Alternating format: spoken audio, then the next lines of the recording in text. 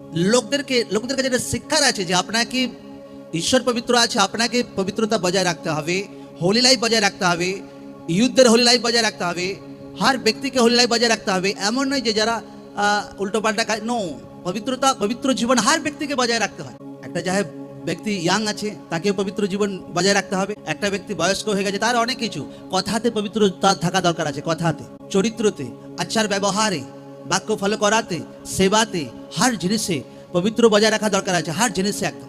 কারণ বিনা পবিত্র জীবনে লোকরা কোনোদিন ঈশ্বরের ঝলক কোনোদিন দেখতে পাবে না।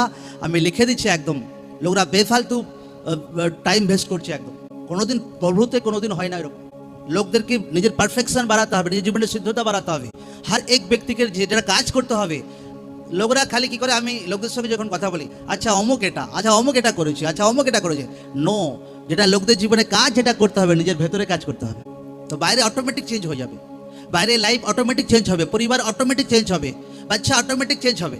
কিন্তু নিজের ভেতরেই যদি জেলেসি রেখে দিই, নিজের ভেতরেই যদি হিংসা রেখে দিই, নিজের ভেতরেই যদি দুঃসাহজনকে মাপ না করতে পারি, আর কি বলবো একদম, তো কি দুনিয়াতে কি পরিবর্তন হবে?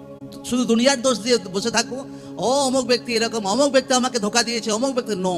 প্রভুতে যখন আপনি এসেছেন আপনার জীবনে নতুন সৃষ্টি হয়ে গেছে, পুরানা বালা জিনিস শেষ হয়ে গেছে। যেন অমুক আমাকে ধোকা দিয়েছে, এ আমাকে ধোকা দিয়েছে, ব্যাস সেটাই মনে পুষে রেখে ভাই সেটাই ডিপ্রেশনে ভুগছে, সেটাই চিন্তায় ভুগছে এখনো, মতলব সেই ব্যক্তি এখনো পবিত্র জীবনে নয়। কারণ বাক্য বলছে যার অন্তঃকরণ নির্মল স্বচ্ছ সে ঈশ্বরের দর্শন পাবে। আমেন।